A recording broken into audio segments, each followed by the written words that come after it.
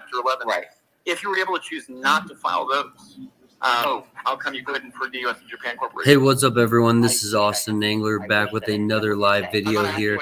Hey, I wanted to jump online and let you guys all have this part of the Twitter Spaces interview currently live right now with Sam Bankman-Fried, the CEO that's been in hiding for FTX. And that includes FTX Australia? Yes.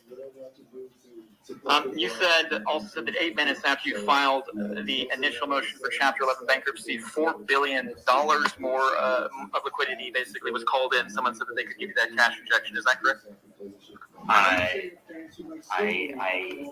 don't dispute that I said something like that.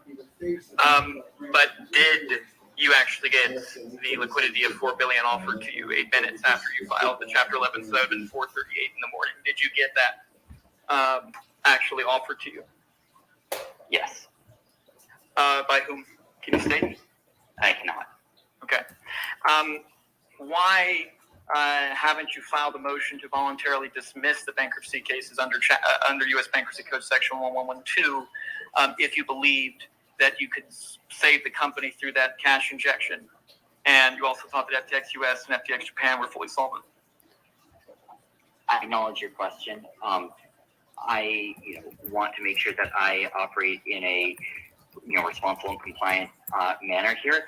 I would be discussing what would or would not be appropriate with counsel, and at the end of the day, I think that the right parties to be filing here would not be.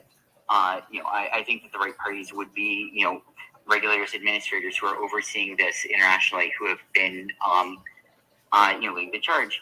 But I acknowledge your question there. Okay, so you're saying essentially that's a non-answer, right? Like, because you didn't say why you haven't filed that motion. You just said you would talk with counselors about that. What counselors? Who are you paying? Like what does it cost you right now for counsel? And how are you affording that? Given you said that you were essentially cash poor, although you said you also had potentially up to $100,000 left. That's something I'm trying to figure out right now. So you have them on retainer without actual payment?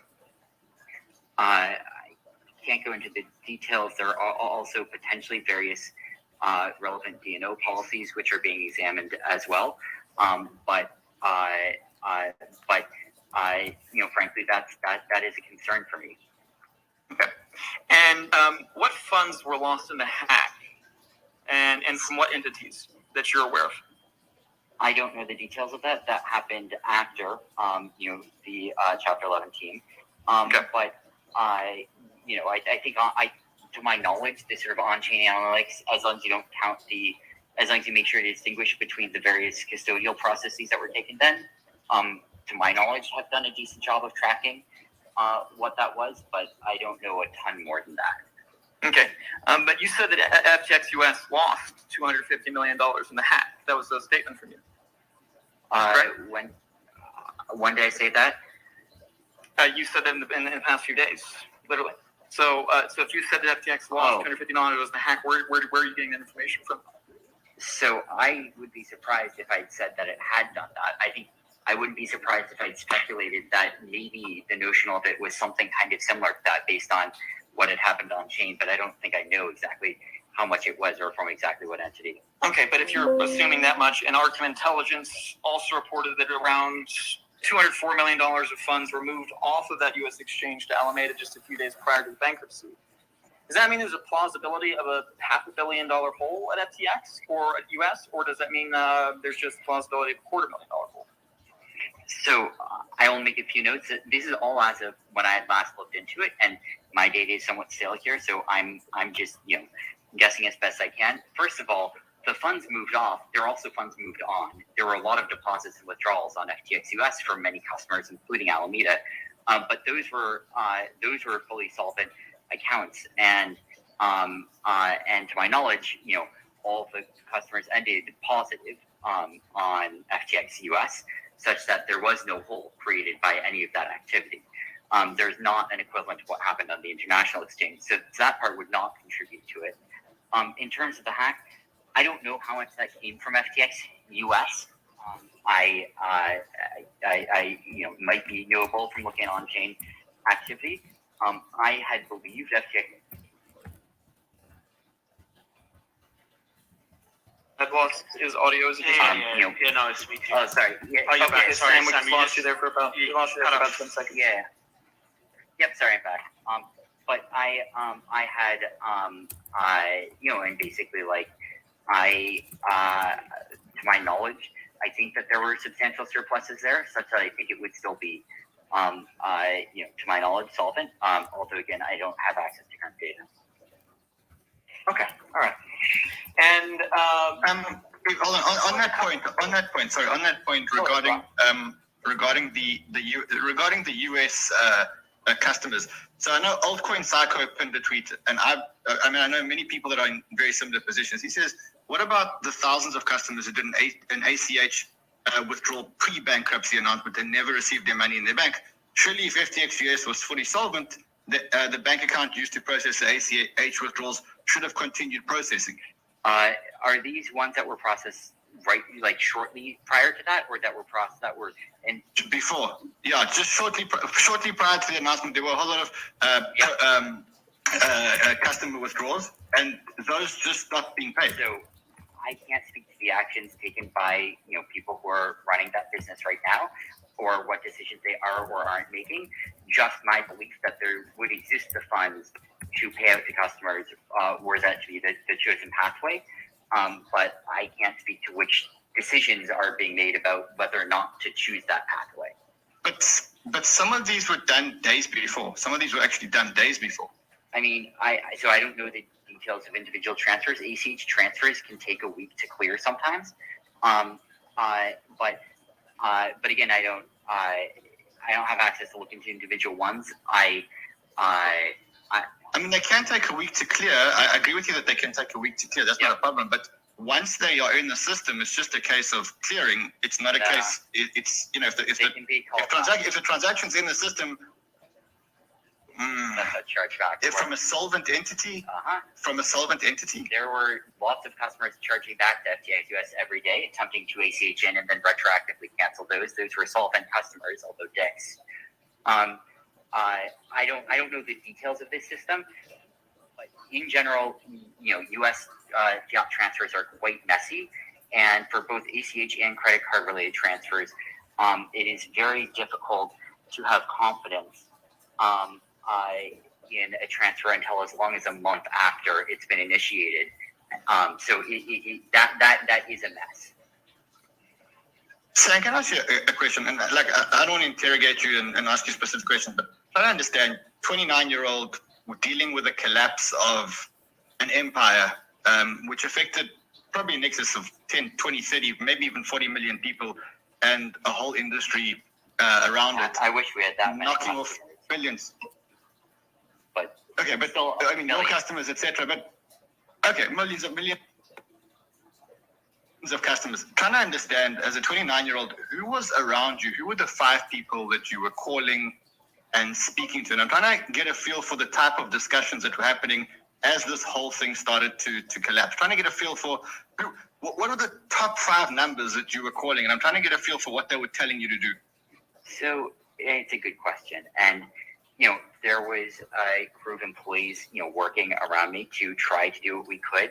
I was calling a number of prospective funders to investigate, potential opportunities to. But who were your confidants? Who were the people that were guiding you? Like, I know when something happens to me, I've got 5 people in the office who are really close to me, and I know who they are, and they're partners, and they know that they're brothers for life.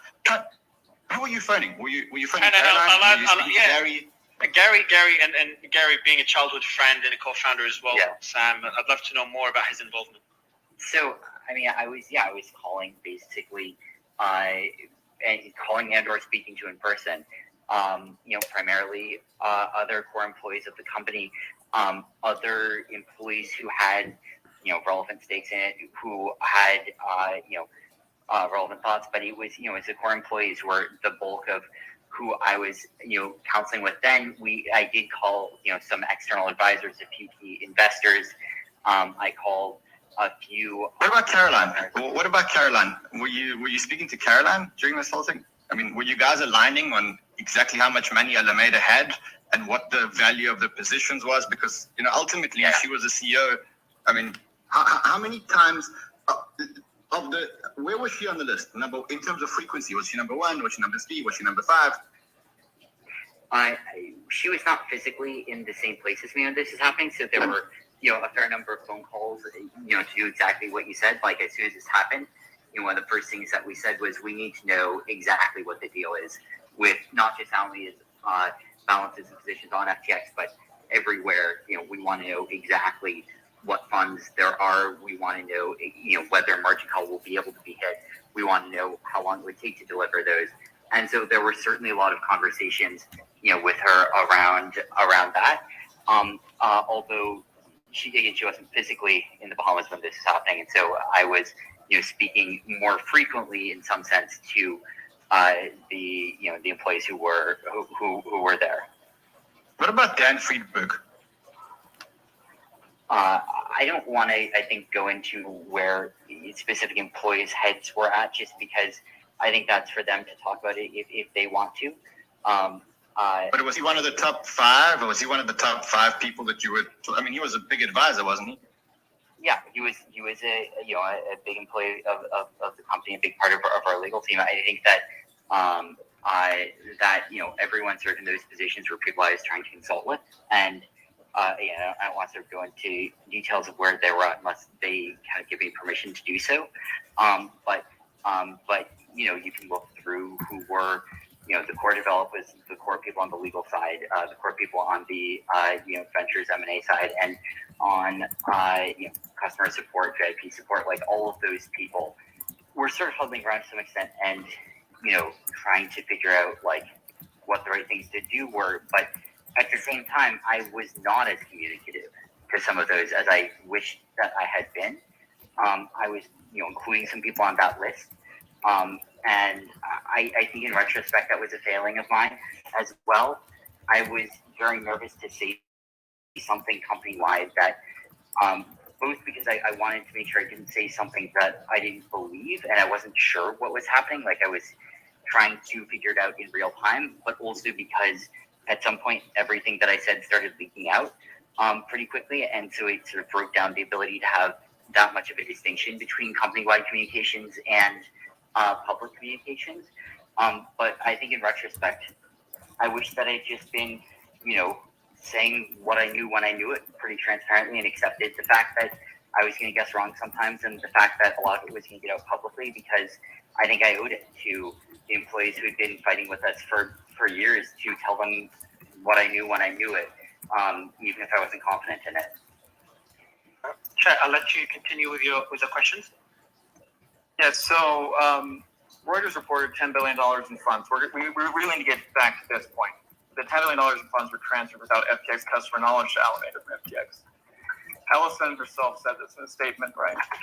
So is it true, or that you or the team had management of the controlling owner, right there, move these funds regardless of method from FTX to Alameda?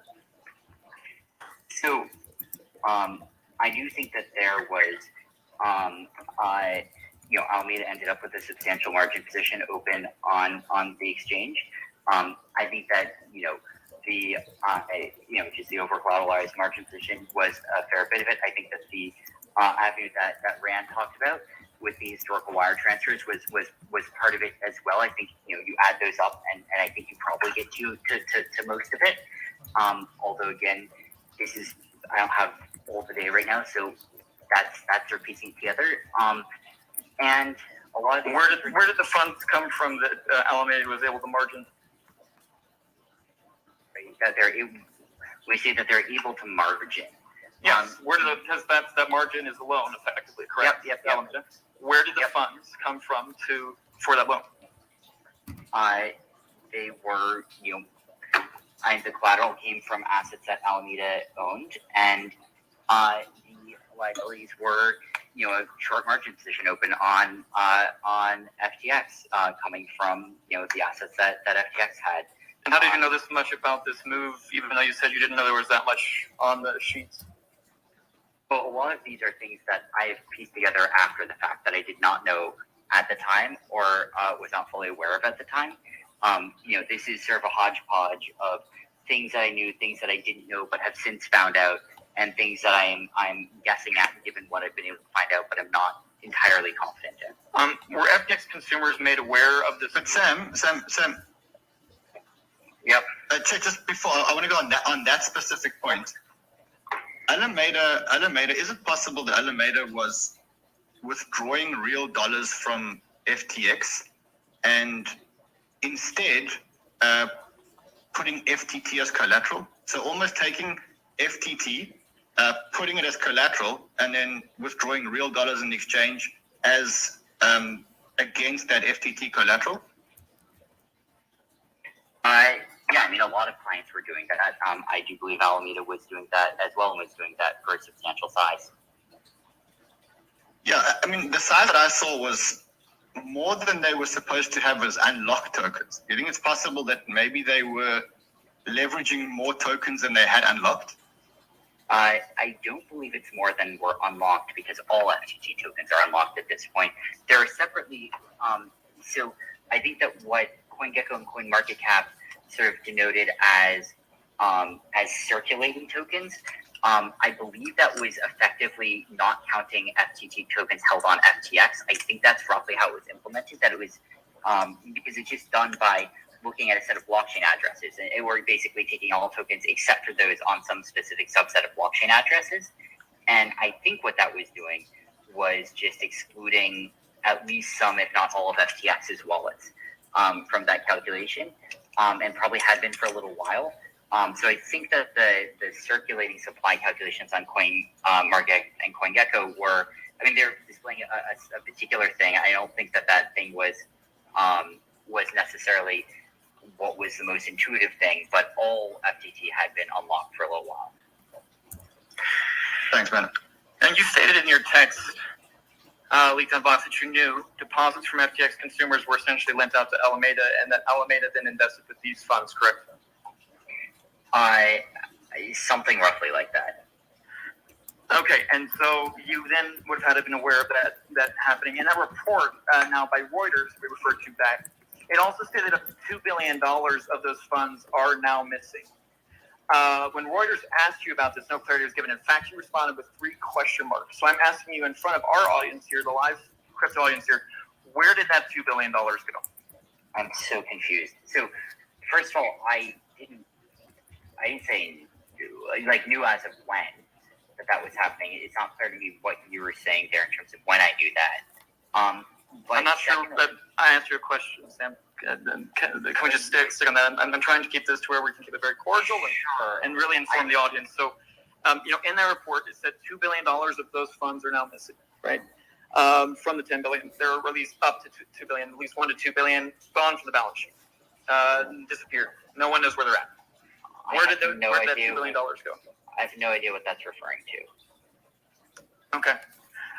So you had no oversight of that much money being able to just disappear from one of your firms? Wait, I'm not sure. Sorry. I'm not sure I'm even agreeing that is what happened. I'm confused by that statement. There's a report from Reuters that says that up to $2 billion of the $10 billion that was moved, that you just said you knew was there. Which $10 billion that was moved? The $10 billion that was moved to FTX without customer knowledge from Alameda to FTX. The $10 billion that we were just talking about, that you just said that you knew we were talking about. I don't understand the confusion. I'm not sure about a 10 billion number. Sorry, if you could point me to this article, I think it would help. Yes, anyone feel free to pin that Reuters article to the top of the space. All right. So we'll move past that for right now, and I'll go back to that in a second. In October 2021, you conducted a raise for FTX, correct? There are raises over the course of 2021, yeah.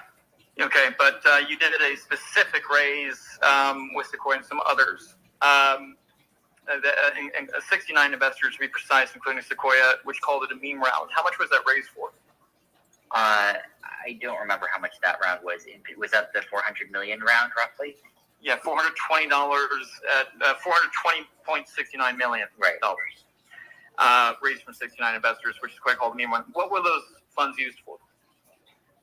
Acquisitions. And did you take any of that money? Who is you here? Is you SBF Sam, the person I'm talking to. Did you take any of that money? To my knowledge, that was used for acquisitions for FTX. According to FTX financial records, internal records reviewed by the Wall Street Journal, actually 3/4 of that raise, $300 million, went directly to you from you selling some of your stake in the company. Where did that $300 million go? Oh, sorry. The particular $300 million from the resale, that I'm not sure that's that same round that you're talking about. I think that may have been that one. My memory is it was a different, but you might be right. But either way, that was or slightly before that, I had bought Binance out of their stake in FTX for a few $1 billion. And then had resold a small portion of that secondary to investors. So it went to recouping the cost from buying Binance out. Okay, and you said you didn't conduct any risk management at FTX and Alameda in all essence. When you said this in the New York Times Dealbook Summit yesterday, correct? I may have said I did I don't remember exactly how I phrased it, but I did way less than I should have. You said essentially there was none. When you pitched your firms to accredited U.S. investors, did you tell them there was no risk management in place? So there was some risk management in place. I myself did very little there. I wish that I had done way more, and I myself did very little in terms of appointing anyone to do it. Now, there was a lot of risk management that was in place in terms of automated, risk management systems, but there was not, in retrospect, good oversight of this. That was a big mistake. I don't believe that I made any material misstatements to prospective investors, although obviously I can't, I don't have recollection of everything that I said. Everything that I said, What did you present to them as like the risk management profile of FTX when you pitched to them? I don't remember. Was that part of it? I don't remember detailed conversations about it. I'm not sure there weren't. There are a lot of conversations that happened. I'm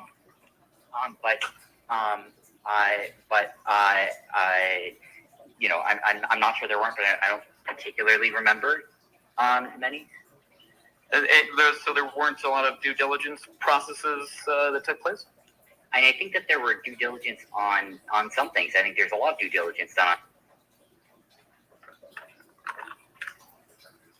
My sense is that... Oh, yeah, sorry, I'm back. You're back. You dropped out 5 seconds ago. Go ahead. All right, continue. My sense is, and I don't want to put words in other people's mouths, but my sense is roughly that when people were doing their diligence here, that prospective investors were thinking of it primarily from the perspective here.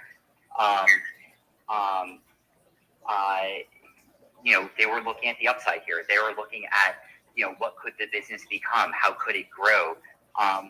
That's what you generally do as a venture investor. And if you are, primarily concerned about, the downside of venture investment, that probably means it's an investment that you don't want to make and aren't going to bother investigating in the first place. So, so the point that you're making is that they didn't need to look into the risk management profile? I'm not necessarily saying they didn't need to. I mean, I don't want to make a statement about what they needed to or didn't need to do, but I think from their perspective, that they saw themselves as, I would guess, as primarily looking into what is the upside of this business. Okay. And did I lose you there? Yeah, sorry. But it stops. But, at the end of the day, obviously, I don't want to talk for them. They should talk for themselves. Okay. And did you ever update your investors on the status of your risk management profile? I don't remember having a specific, update specifically related to that. I don't remember everything that's been said, but I'm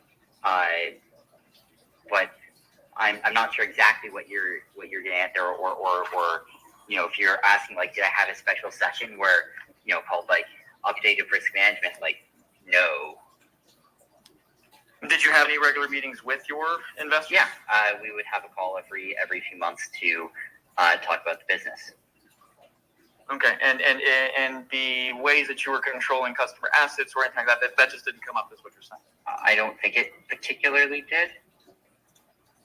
Okay, so that interesting. Now, yesterday in the New York Times Deal Book Summit, you made an interesting statement. So it kind of stuck out to me. You said you quote marked the assets Alameda used as collateral. How then were you not aware of the size of Alameda's FTT collateral then? And wouldn't this mean that you had access to Alameda's bookkeeping? Sorry, you said that at the Deal Book Summit, I said... You said that when you were asked about the marking of the assets and whether they were marked properly. Do you remember that question from Sorkin? Vaguely, yeah. Okay, and you responded saying that with Alameda Research, you marked those assets, and that would mean that you were the one who had determined the price of them on the book, correct? I knew algorithms which determined the price of those on the book.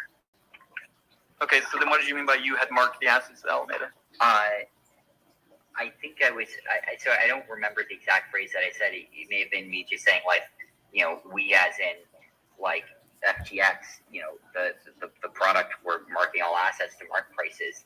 But I'm sorry, I actually don't remember exactly what I had said then. Okay. But I said to you that you had marked the assets. That is something that you said directly in response to his question as to whether you thought that they were marked properly, and you felt that you might not have marked them properly while you were marking them at Alameda up against everything else. But in doing so, that would mean that that is access to the books, is it not? Sorry. So this is, to be clear, marking the assets of Alameda on FTX, right? Looking at the collateral that Alameda held. No, this is just marking Alameda's assets. You didn't say anything about FTX specifically assets or Alameda's assets on FTX. You were specifically mentioning how much was marked as far as the collateral of Alameda. Yeah, but I think that was implicitly the collateral that it had on FTX is my memory of what that was referring to. But I mean, either way, sorry, I can talk about what I actually think here. Which is that in general, like, FTX was marking assets to what their mark prices were, and that when I was thinking about the risk profile of large positions on FTX, and specifically of Alameda's position, which I was also surprised by the size of in retrospect, but in addition to that when I was thinking about not from a formal marking perspective, but from a just in my mind, how do I think about this? Is this something I feel nervous about? Is this something that I need to be investigating more perspective? That I was substantially underestimating what crash risk would look like. And I was thinking about, a 50% haircut as a substantial, very large haircut, rather than as, possibly even an underestimate of what would be necessary for a short period of crash in some circumstances. So, I think it was, I certainly think that I made some big mistakes there in how I was thinking about it. Okay. Sam, sorry, it's running again. I want to. There were a couple of accusations about the way that you ran the exchange, and I really want to try and get to the bottom of it. One of the accusations was someone that went onto BitBoy's show. I'm not sure if you heard the show, but he mentioned that FTX was creating more tokens than there were in circulation, or more tokens than they were given for their market making role, almost creating synthetic tokens and trading in these synthetic tokens that they never really had. And he had some really convincing evidence. He showed a little bit of like on-chain data in terms of the number of tokens they sent to FTX versus the number of tokens in FTX and the tokens that were returned. And his accusation was that FTX was trading synthetic or fake tokens to manipulate price. Do you think that could have happened? Sorry. So I think that I frankly don't know actually exactly what you're referring to there. I'm sorry, did not hear that particular one. I'd love to look into that more. If you could send me a link to that and get back to you on that. But let me just explain it to you again. Let me just explain it to you. Like for example, when a token gets listed on exchange, sometimes the token would be required to give the exchange to lodge certain tokens with the exchange in their role as a market maker. And this specific project claimed that you were selling more tokens than you had as a market maker. And when the time came for FTX to return the tokens to the project, there weren't enough tokens. And I'm just trying to understand, do you think that it could be possible that maybe you guys created, call it fake synthetic tokens, fake tokens, that kind? So I think you're probably talking about Alameda. They're not FTX, and I don't know the details of that. I'm sorry, I wasn't running Alameda, and but I can try and look into that. Simon, I know you had a question as well. Okay. Right, Simon? No, maybe it would be good to look at some of the key events, because obviously we've gone quite deep into the specifics around. I think maybe some of the things leading up to what got here, starting at the Luna situation, a lot of people don't have real clarity on people's involvements in that. So one of the, Sam, it would be great to hear your perspective on, a lot of people believe that there was some efforts from people really exposed to Luna, to try and save Luna or and there was some renegs of certain agreements. My understanding was Celsius, Galaxy, Alameda. Could you share with us any of the things that were happening between those that were significantly affected? Because obviously this is the start of the story.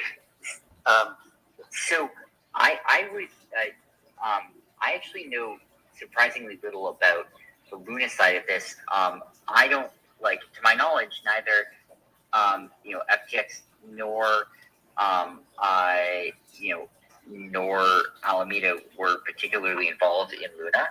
Obviously, the market crash was quite relevant for them in the industry as a whole. But I don't think that there's that much specific, if any, specific Luna involvement. I think that there were. I think that there were a lot of. There are obviously a lot of blowouts in borrow lending desks around that came from sort of secondary exposure to Luna, flowing through Three Arrows and other places. But I don't know much outside of that. Do you know anyone that made significant money from the Luna collapse? Was there a way of shorting the stable coin on using any of the products on FTX? I think there are probably a lot of good arbitrages to do. I do think that is likely the case, and I think that things are just not trading really exactly in line for most of that period. So I think there are really good trades to do then. Did you have any meetings yourself or anyone in the team you know about with Alex Majinsky, people from Celsius, Novogratz, or any of these people that were deeply affected by it? Was there any kind of meetings that you know about where people were trying to figure out what to do? Because there's rumors that when Celsius decided to try and get out for some of their clients, that was a renege of some kind of agreement, and that upset a lot of people. Do you know anything about that? I don't. Obviously I had some meetings with borrow lending firms around that time, around the troubles they were facing. But I don't unfortunately know anything about things specific to really the Luna side. So I've got Simon. I've just sent you through a username. Chairman, I'll let you ask your question, man. Thanks for patiently waiting. Simon, I've sent you a username. Do you mind? Because my Spaces is glitching. Can you send them an invite up? I've just sent you the username. So to send an invite up, you got to click on the icon at the bottom, guests. Click on speakers and click on invite speakers and add the username. But Chairman, I'll let you ask your question, man. Yeah, Sam. Would you be willing to go on Up Only, hosted by Kobe and Ledger Status? Potentially. I suspect that I have been messaged about that. I'm sorry. I'm still digging through my my backlog of messages. But I'll try and put that on schedule. Don't come on. You gotta go on it. Come on.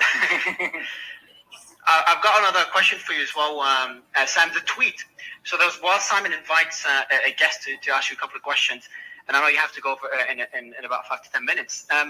There was a tweet on 11th of October. At some point, I might have more to say about a particular sparring partner, so to speak.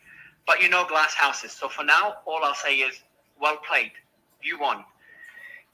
Most will assume this refers to CZ, and would love you to elaborate on this. It's been a while since the tweet. Yeah, it was. I mean, look, mostly I screwed up, and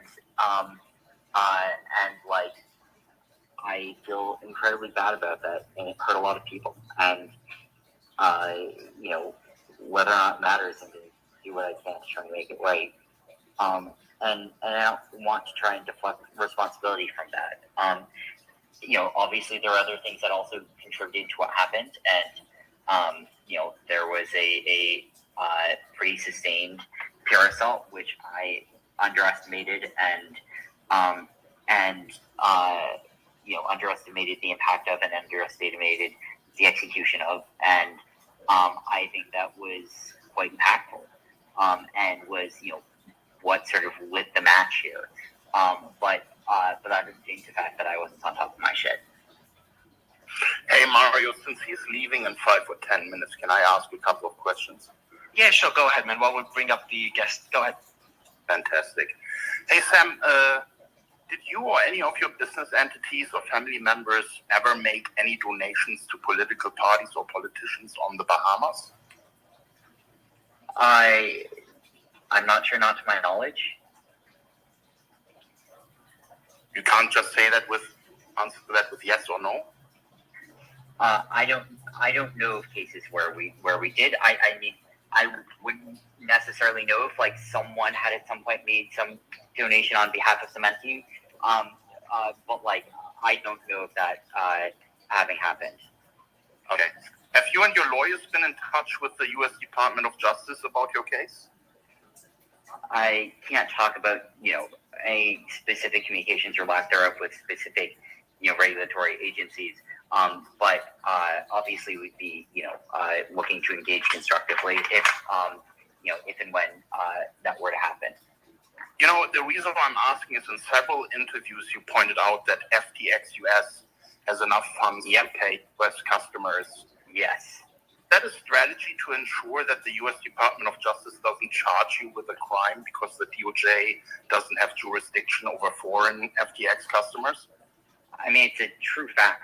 It's like FTX US was in fact a segregated business, and it didn't have, you know, any of the properties that led to the issues on FTX International. And so, you know, to my knowledge, it is solvent, and that doesn't take away what happened on the international platform, but at least it's something. Have you transferred funds to FTX US before the bankruptcy to enable this defense strategy? No, FTX US was, to my knowledge, always solvent. In some of the recent interviews, you used the phrase, "I don't have the details," 116 times. Why is it that you know so little about your own companies, or even about the real estate deals that you facilitated for your parents? So, many of these things were things where I was not the one who was primarily doing them, and then many of these things are things where there exists data that would make it entirely possible to answer these questions, but unfortunately, I don't have access to that data right now. And you know, you could ask the Chapter 11 team to try and get access to such data that might help answer some of these questions, but I don't have that data about my, you know, the companies that I started right now. Okay. I see. If we can give Coffee Zilla the mic after this question, if you don't mind. Yeah, go ahead. Kim, last question. Coffeezilla, the mic is yours. Two more things really quick. So you keep saying that you want to help your customers getting their money back. What are the concrete steps that you are taking? So, I mean, look, a lot of this isn't in my control right now, and a lot of this is, going to be up to the, global administrators and regulators who are involved. But I'm happy to be of assistance to any of them, any way that I can, and in any way that they want me to be. But I would be excited to be, to the extent that I could help find, help put together any ways, or be a part of that to help make make customers more whole by probably by there being more funds for them to have access to. Coffeezilla, the mic is yours, man. Hey, thanks for having me. I just wanted to quickly ask, so there's this big question about this $8 billion that went into some kind of a stub account. If I just want to get some clarification on this. From my understanding, what you're basically claiming is that back when FTX didn't have banking, you'd use Silvergate to have people to wire money to Alameda Research and then credit them on the FTX side, but you didn't actually account for that money going back to them. So essentially you had like $8 billion coming to FTX you didn't have on the books, technically. I mean, can you explain more how that works? Because it seems like such a key part of this whole thing. And so far we've gotten like very vague things about stub accounts. Just try to be as specific as you can on how that actually happened. So, and again, some of these are things I'm trying to piece together that I don't have the full answer to, but I think that part of it was, I believe that there was, correct FTX accounting, in terms of, the audited financials, but that at least I can say that when you sort of pulled up, on a dashboard, what the accounts look like, it would not have, it wouldn't have displayed, those transfers, and it wouldn't have displayed the balances related to those, which meant that it was, that the sort of what you would naively see as the relevant, as the relevant, sort of position size was quite a bit smaller than what the full position size was.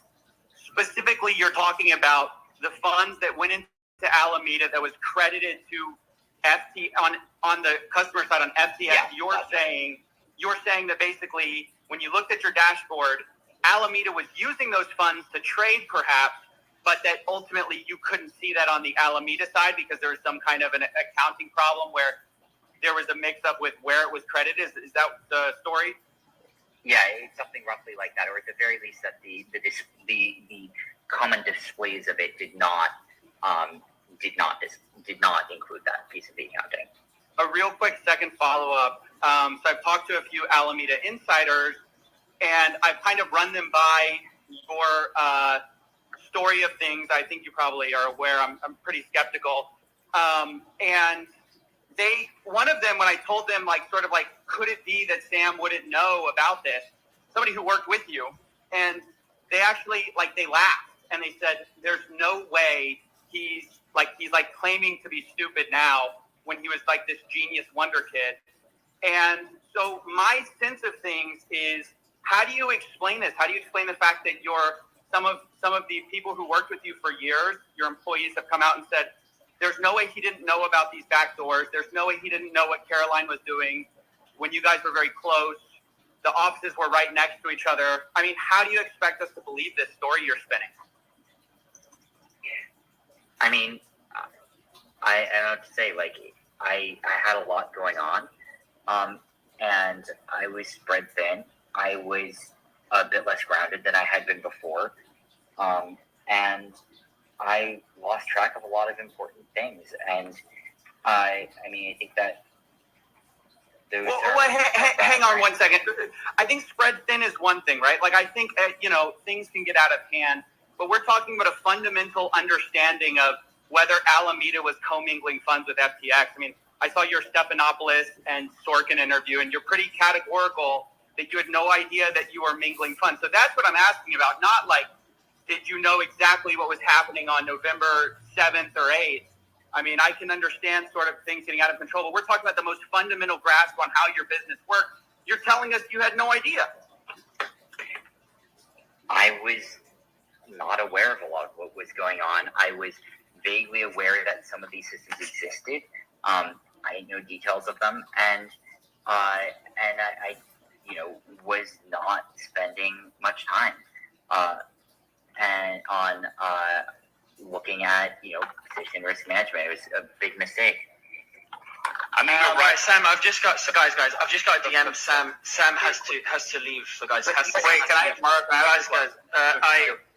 Guys, I just got to end it, guys. So because Sam has been DMing me nonstop about having to leave, and I don't want to just drop out for the last 10 minutes, saying I have to leave.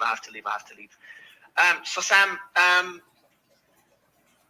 the last question I wanna end it with is there's two camps right now. One camp is looking at this and saying, Sam. All right. So guys. So on one side,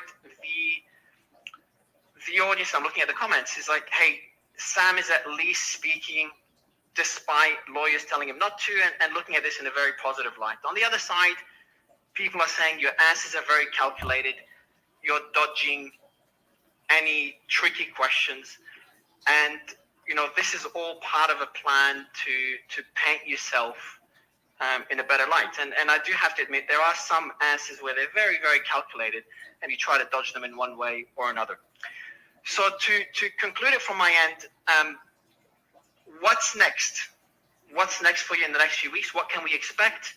And what can FTX customers expect? Because you did say that FTX US, they should be made whole. FTX International, I think 30 cents on the dollar. What can the people that were hurt by this, there's some comments about people, kind of hurts me to say this, but, talking about ending their life. And we've had some of these people on stage. What can they expect over the next few weeks and months? And that question is for Sam, just for all other panelists, please. Go ahead, Sam. Look, I'm incredibly sorry about what happened, and I know that doesn't change anything. I'm going to do what I can, even if that's not much. But at the end of the day, hopefully there will be pathways that will be able to get more funds back for users. Hopefully there will be pathways that open up withdrawals where they can be, and that maximize value ultimately that users can get. But in the end, that's a lot of that's not going to be up to me. I'm just going to try and be helpful where I can there. But I'm sorry. Sam, you keep saying you can do what you can. What you're going to do as much as you can. You said it when the liquidator, when you went into Chapter 11. I'm trying to understand in your head, what do you think you can do in your current position, given the fact that the liquidators on both sides, well, the liquidators on the US side have said that you're no longer involved and that you no longer speak on behalf of the company. And I genuinely believe that you really want to help. I'm just trying to understand in your head, when you talk about doing whatever you can and trying to do it, what do you think is in your hands? I am sorry, I'm very late for next call, so I do have to hop off now. But all I can do is I can be helpful to all the teams who want me to globally, and I'm going to continue to do that if and when I'm asked, and look for other ways over time that I can hopefully help contribute. But yeah, there's a limit to how much different groups are going to want me to, and I understand that. Mario, can we keep the space open after Sam drops? Yeah, we will. So after just for everyone, hold on. Just want to say, because I know Sam, you're just about to jump off. You just jumped off. So we do have insiders with important. We do have insiders with bombshell news. They've been investigating the matter for months. I think about 9 months, and they have a lot of findings. And I haven't mentioned earlier. They're coming on stage now. We're about to bring them up. So Romy will send you their details if you can invite them up. They will be sharing details that Nobody knows yet. So that's something I've been talking to them for a long time, and they finally agreed to come on stage and share it. So they're about to come on stage. But yeah, Alex, you were saying? I mean, I just wanted to say, like, it was a bit frustrating, to be honest, because I think Sam was running circles, frankly, around a lot of people on stage, and we should have been delving deeper. Like, two things in specific that he's doing, and I think everyone in the crowd needs to be aware of this, not just for this space, but for future media appearances. The first thing he's doing is he's basically taking advantage of all these complicated side narratives that don't matter. The only thing that matters was that he basically went and he misappropriated customer funds and basically took those funds and lent it to a hedge fund that he fully owned and then used FTT to back it up. And anytime he tries to get away from that, it's really important in these interviews that people dive deep, and we need people with domain knowledge on how exchanges work and how, frankly, finance works to keep digging on that, because we let him slither out of that way too much. And any particular points, Alex, if you want to comment on particular points that were mentioned. Why it was managed. Just Alex, trying to go into deeper questions. Hold on, guys. Yes, Alex, do you want to continue just any specific points? And I'll get you speak, Chairman, right after, while we'll bring up the two special guests.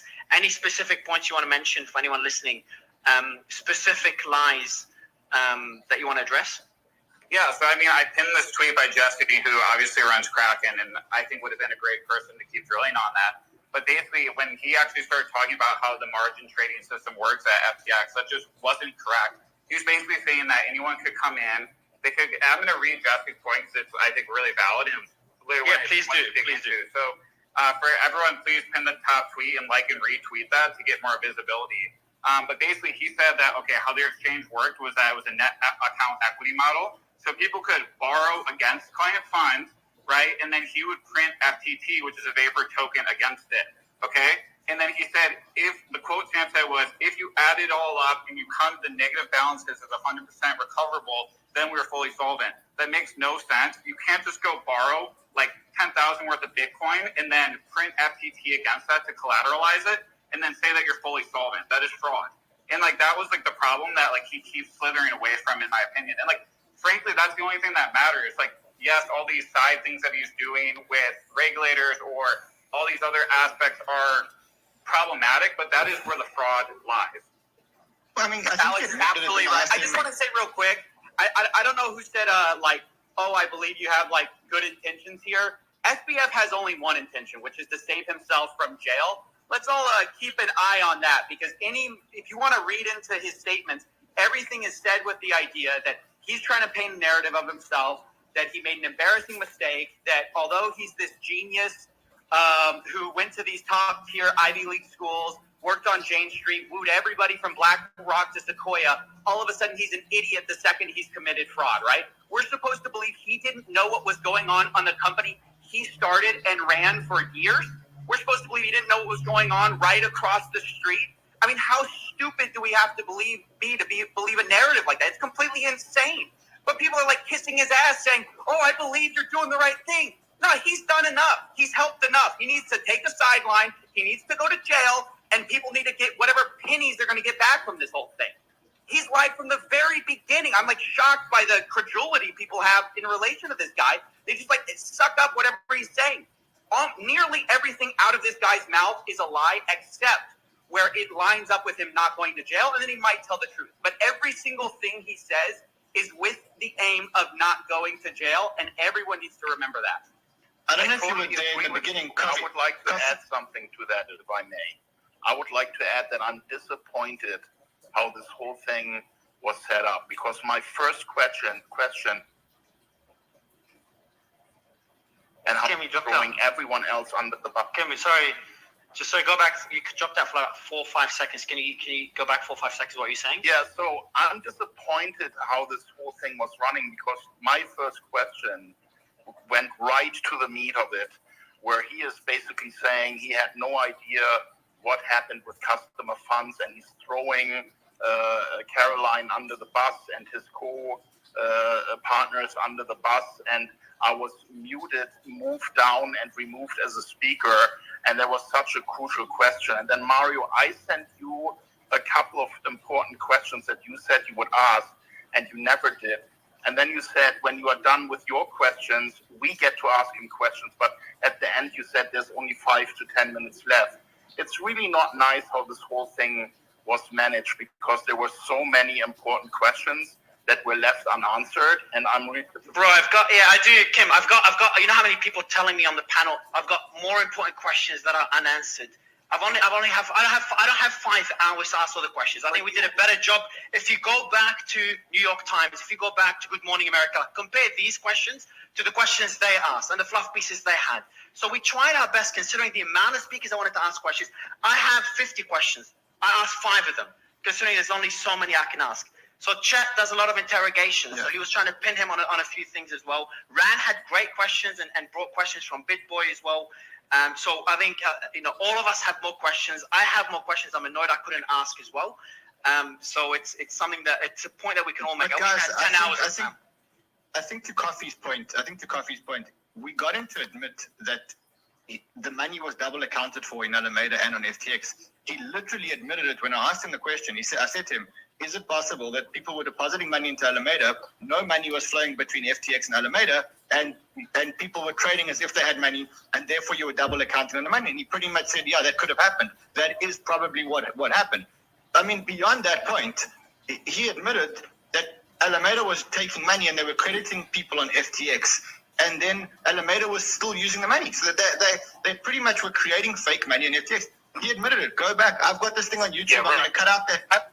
Rand kept taking it back to that key point, and we did get to the key point, which is that the spot and futures were commingled. And the bit that Jesse was trying to, that we found out afterwards, is these margin positions. Are you simply lending your Bitcoin to somebody, and somebody, these are matched up on an order book peer to peer. So we got the key thing out, which is that it was all commingled. It was a mess. And there was no, Spot, and he said that Spot. I made him agree to 2 things. One is that Alameda and FTX were commingled, and not only that they were duplicating funds. So you would put your money into Alameda, and you would get $1 would be deposited into Alameda, and that dollar would reflect as a $1 balance on your account. But the money wouldn't flow from Alameda into FTX, which means that every time money came in, you were basically funding Sam Bankman-Fried's hedge fund while he was crediting you with fake money on the exchange. He admitted to that. The second thing that he admitted was that there was no separation between spot clients and futures clients, which means that effectively there was commingling of funds, and that is a fraud. That's a fraud in any country. That's a fraud in Bahamas. It's a fraud in the USA. It's a fraud anywhere in the world. That's the second thing that he admitted. So I think we pretty much got out of him 80% of what went wrong here. 80% of what went wrong here, we've pretty much got, and he admitted. I wanted to dig more into the Fiat Silvergate, whether it was issuing stable coins, because I didn't fully get all of that. Did you get it all? No, I think. Because he was talking about Alameda was just a gateway for Fiat, but then how does that relate to? Rand, just quickly, Rand, you're a co-host. I have a glitch. Can you check the speaker's request and bring up Hussein? He's the person. I have invited Hussein, and what it says on my side is it says it's asking me if I want to cancel the invite. I can try again.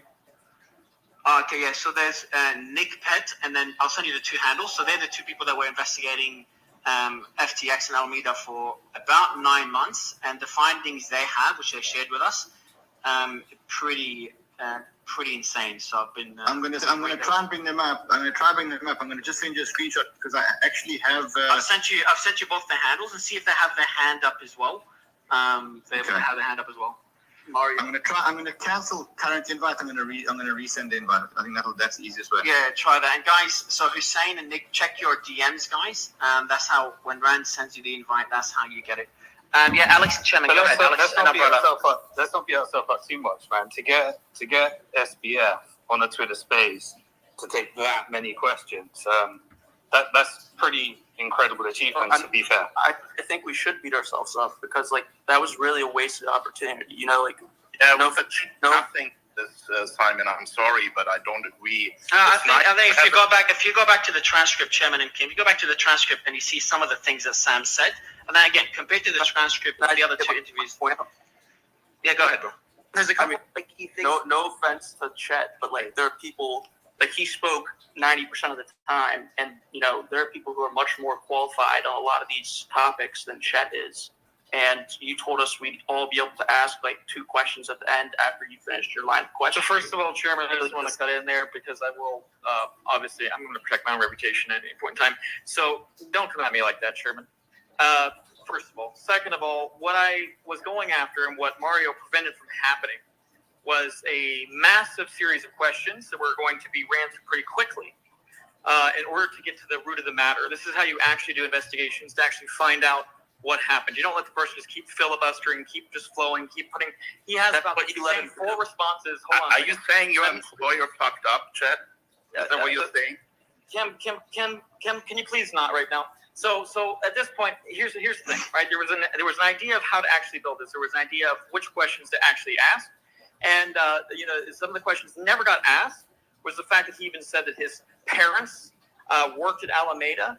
They were both compliance officers, so how did they not catch anything like that? That question was never able to get asked.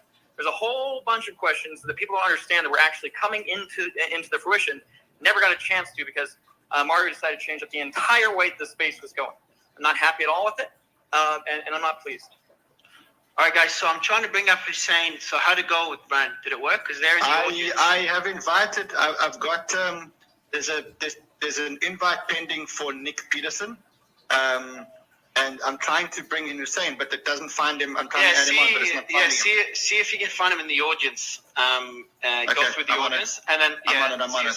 Yeah, Mario, can I just go ahead, have Alex. a quick thought on Yeah, this? go, bro.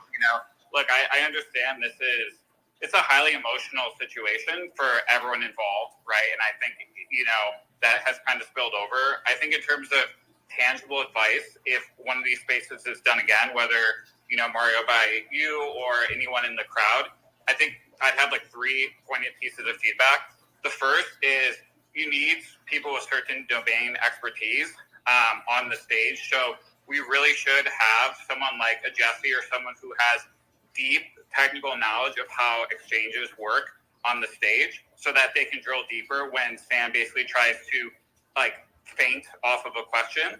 The second is there also needs to be someone technical on here. Like Sam has a degree in physics and a minor in math from MIT. So he can literally use esoteric technical language to throw people off if there isn't someone on the stage that has technical depth, at least as deep as him. And I'm technical, but I'm nowhere near as technical as Sam. I'll be the first to admit that.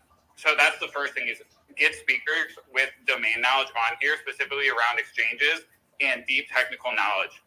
The second thing would be, I get the point Chet was saying, which is, I think we have a lot of people on stage, and frankly, that's why I didn't talk till the very end, because I think it could really quickly go south, and Sam can take advantage of us all interrupting with each other, because it basically makes us look incompetent. And even right now, we're starting to turn on each other, which again further helps bolster his case. And then I think just the last thing to keep in mind is, again, we have to understand that Sam is doing this all for a reason. He's not a good person. He's a bad person who very, very likely committed fraud. And I have to say likely because it's an ongoing legal case, right? And he's going to do anything he can to sway public perception. It's very unlikely that he's going to slip up. So I think part of the job here is to, like other people were saying, do not greet him with pleasantries. Do not be like, oh, you're a good person. We literally have to hit him hard, because ultimately it's about shifting social sentiment in these spaces more than anything. But I think if you want to I think you'll attract more. You'll attract more bees using honey. And the idea is, if you come in and attack him, he's not going to open up. And the idea is that if you encourage him, then he will open up, and you could start asking some really cool questions. I think the one mistake that we made was that we went out on the attack, and we shouldn't have gone out on the attack. We should have gone out to have a conversation with him, and then when he was feeling more comfortable and less defensive, then we should have perhaps asked him some tough questions.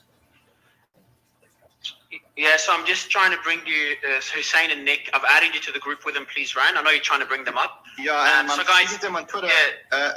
Nick, try to leave. Exit the space. And then join back with a new invite that I sent you. Okay, so exit, guys. Nick and Hussein, exit, and then join back, because there's no invite that makes me speak. You're in the group on WhatsApp, by the way, Ryan. Yeah. Because I'm really. So this is, for anyone listening, all reporters and stuff. I think this segment is going to be probably more important to you than the interview with Sam, because you've got, everything that they're going to say. They've got facts that they've collated over I've invited you. I've invited you. Why did you Guys, have just these 2 seconds. people when, Guys, 2 seconds. Guys, 2 seconds. Sorry, go ahead, Chairman. And while Ryan, you're trying to bring them up. Go ahead, Chairman. why did you have these people on when? So they wanted to come on afterwards. So that's a different discussion. We talked about it in depth on what would be best, and we best for them to come up afterwards and share the evidence. Otherwise, it wouldn't. We wouldn't even have an interview. Did you get it, guys? Yeah, I sent it to Nick. The one to Hussein on my thing, it says failed to send. It says you can no longer send direct messages to this person. Hussein, you got to leave the space and try to come back in. You got to come up, guys. I'm not going to give up till you come up. If Ryan can't bring you up, I'll use my other phone. I'll log in with 2 phones. I'm trying to. So Hussein, just for the audience, while Ryan's bringing up Hussein and Nick, I won't speak on their behalf and all the information. We had a 2-hour chat just today. And to give you guys an idea that they came on stage a couple of times from, I'm trying to paraphrase what happened. They had a project that was listed on an exchange, liquid exchange. Anyone that was in the space, you probably remember the story. They got, there was a lot of unethical things done by Alameda that almost destroyed their business. And since then, they started, it really killed them back then. They launched an investigation that was early this year or end of last year that happened, when nobody really even looked at FTX. And they launched an investigation. They got a lot of chain analysis guys there, and a pretty big team. And I'm just checking the group to see if they're coming up. So okay, so just Nick, Nick's being added as a listener. Nick, just press the button and just wait 2 seconds, and then you'll see. If you just wait 2 seconds, there will be a button that says speaker. Just give it 2 seconds. It's glitchy. It takes a while to load.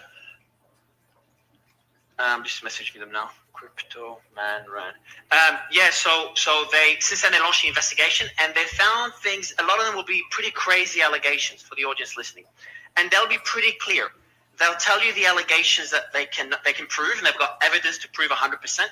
And then they'll share the allegations that is more speculative, and they cannot prove, but they're looking into it. So some of it will sound crazy, and I think they'll be open if you DM them. All reporters, you can DM them and ask for the evidence to back up some claims. I know you have to be able to write about it, and they'll be able to share a lot of it. And obviously the speculative ones, you take it as is, as pure speculation, but based on a lot of research. How'd you go, Ryan? I've sent it, but both of them should have the invite. They should be ready to join. I did actually ask him that question. He said that it could have been Alameda. Who did you ask what question? I did ask Sam if they could have been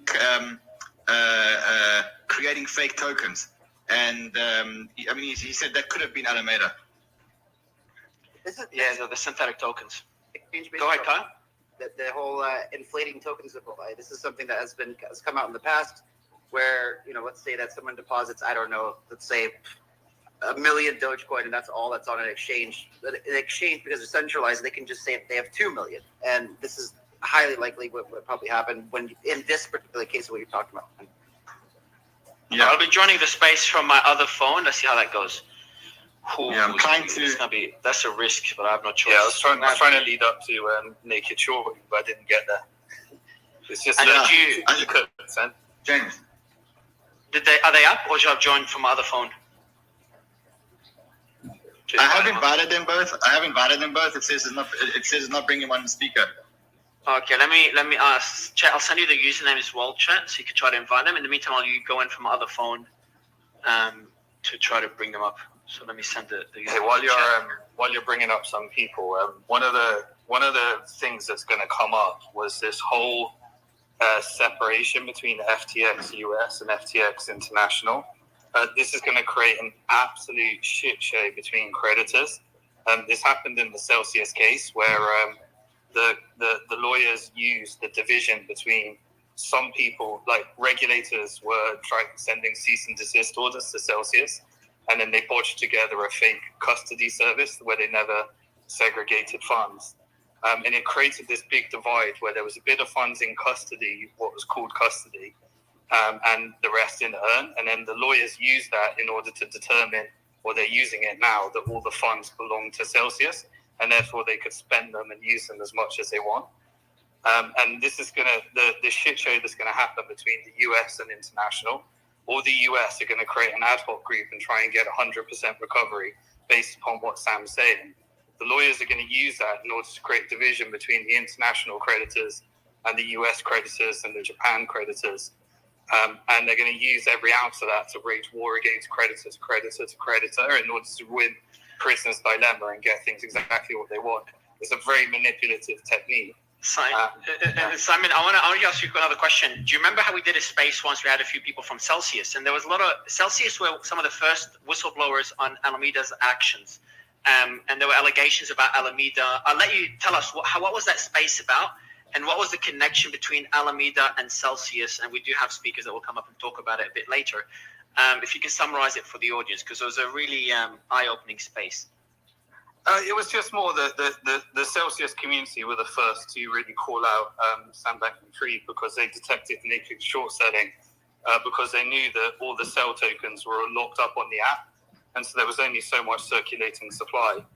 And then they tried to create a short squeeze. The bit they got wrong is that it didn't need to be covered by sell tokens, so everyone got wrecked. But what was important is that they really highlighted to everybody that SBF is a really bad actor. And so we started really asking questions, and I got a reply to him. But it was because of that community that I was one step ahead of this, and their work that was done that. So they really were shouting as loud as possible while everyone was saying FTX is the hero and was bidding on this, and everyone was trying to get them to bid on the companies and save them and stuff. So,